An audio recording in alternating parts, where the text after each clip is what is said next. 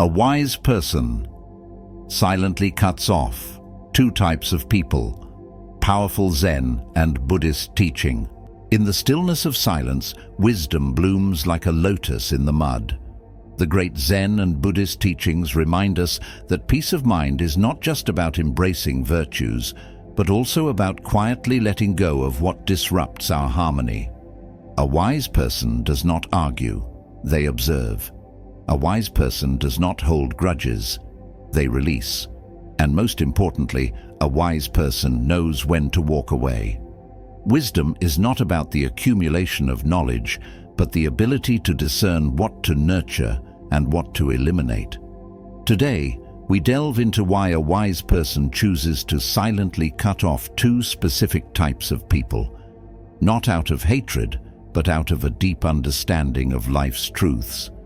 Once, there lived a wise and humble teacher. This teacher carried no title, but their presence exuded an undeniable tranquility. They lived in harmony with nature, understanding the rhythms of life and the essence of human connection. Countless seekers of wisdom approached them, but their lessons were often conveyed through stories rather than direct answers. One day, a troubled student came to the teacher, burdened by a relationship that was draining their energy and peace. Student: why do I feel so weighed down by certain people in my life? Should I endure their behavior to prove my patience, or should I let them go and risk being seen as heartless? The teacher smiled gently and replied, "The world teaches endurance, but wisdom teaches discernment. There are two types of people a wise person must silently cut off. Let me share a story to help you understand." Once, a young monk sought enlightenment, but found himself always at the mercy of a manipulative elder. This elder was charming, convincing, and always seemed to know how to twist situations to their advantage. The young monk initially believed that enduring the elder's behavior was a test of his patience and spiritual growth. But over time, he noticed something peculiar. Every interaction left him drained, confused, and doubting his own intuition. The elder's words were sweet on the surface, but laced with subtle control and manipulation, making the monk question his choices, his values, and even his sense of reality. One evening, the young monk sat by a stream, watching the water flow over the rocks. The teacher approached and asked, "What troubles you, young one?" The monk explained his turmoil, and the teacher nodded knowingly. "Teacher, do you see the rocks in the stream? Notice how the water flows around them without resistance. The stream does not argue with the rocks. It simply finds its path." The monk looked puzzled, and the teacher continued, "The manipulative controller in your life is like these rocks. They block your path and divert your flow. A wise person does not waste energy trying to move the rocks. They adjust their course and continue onward. This is not an act of anger, but of wisdom. To remain in their presence is to lose yourself. To leave is to honor your journey."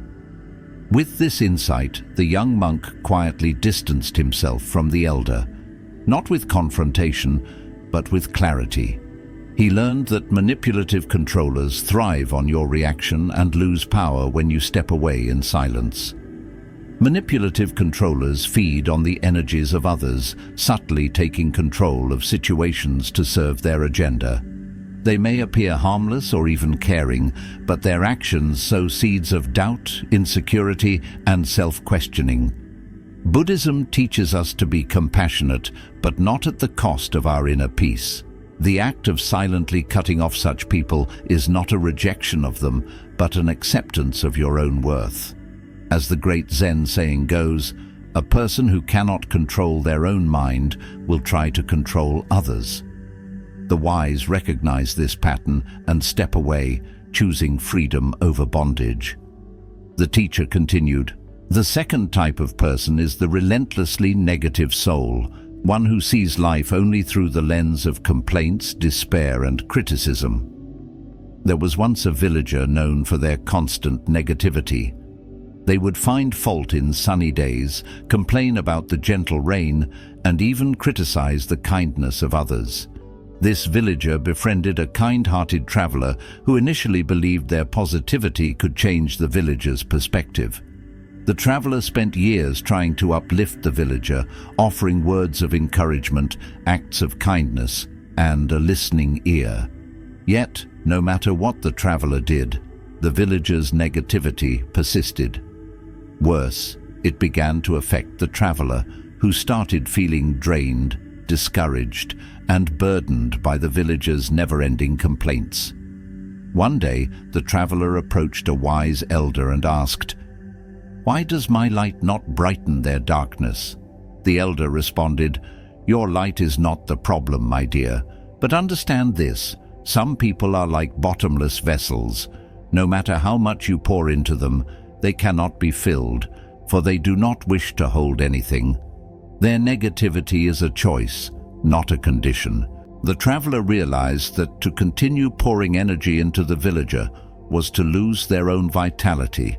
With a heavy heart, they chose to distance themselves, not because they lacked compassion, but because they valued their peace.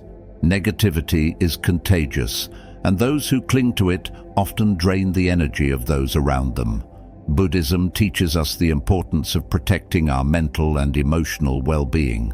While compassion calls us to help others, wisdom reminds us to recognize when our help is neither welcome nor effective. As the saying goes, you cannot fill a cup that refuses to be upright.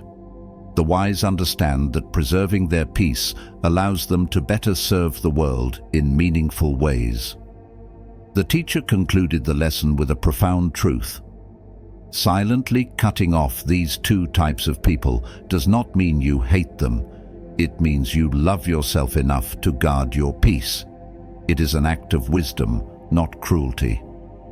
To carry the burdens of manipulation and relentless negativity is to anchor yourself to suffering. Letting go allows you to sail toward freedom. The student, enlightened by the teacher's words, realized that the true measure of wisdom lies in discerning when to hold on and when to let go. They thanked the teacher and left, carrying a lighter heart and a clearer mind. The story of the teacher and their student reminds us of an important truth. Peace is not given, it is cultivated. The act of cutting off these two types of people is not just a practical decision, it is a spiritual one. It aligns your external relationships with your internal values, ensuring that your life remains a reflection of harmony and authenticity. When you let go of manipulation and negativity, you allow space for clarity, joy, and deeper connections to enter your life. To truly embody the wisdom of letting go, you must first build inner strength. The Buddha taught, "You yourself, as much as anybody in the entire universe, deserve your love and affection." This teaching is a reminder that self-compassion is not selfish, it is necessary. After cutting off toxic people, spend time understanding the lessons they brought into your life. Ask yourself, why did I attract or tolerate this energy? What did I learn from this experience? Reflection ensures that their departure becomes a stepping stone for your growth. The act of letting go teaches you the value of boundaries.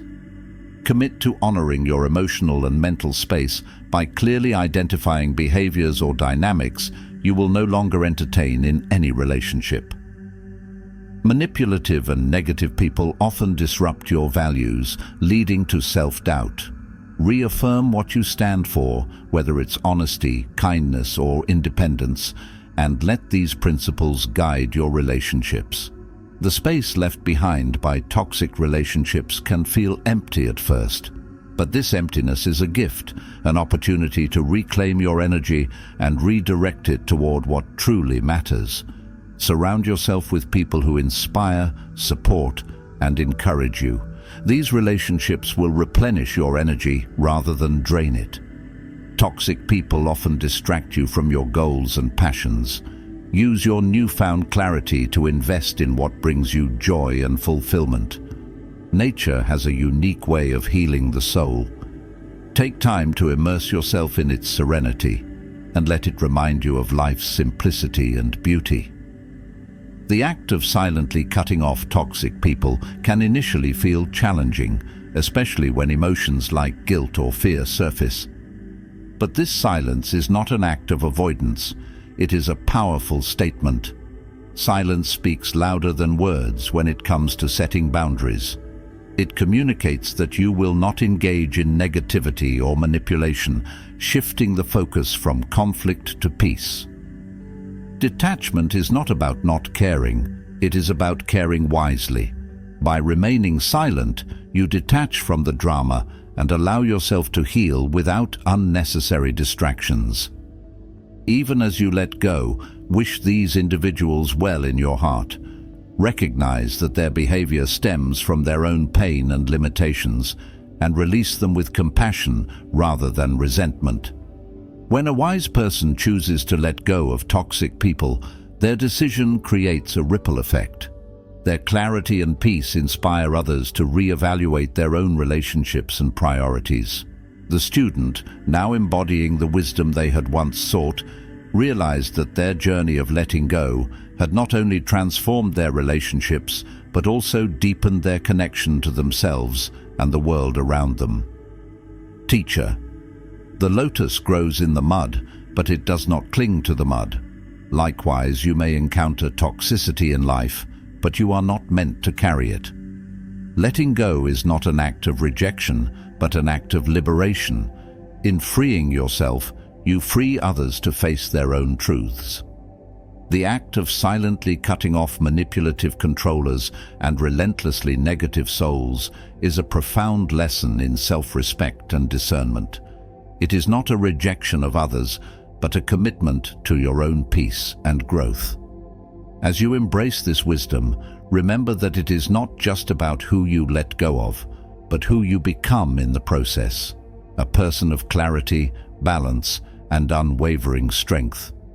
Let this teaching be a reminder that the path to wisdom is not always about adding more to your life. Often, it is about letting go of what no longer serves you, so you can walk lightly and freely toward the life you are meant to live. To hold on is to be bound. To let go is to be free. Thanks for watching. If you enjoyed this video, don't forget to subscribe to Quiet Wisdom for more content like this.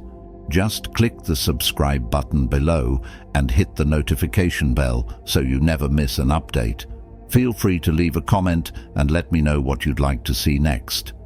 Until then, may your days be filled with peace, clarity, and the quiet wisdom of letting go. See you in the next video.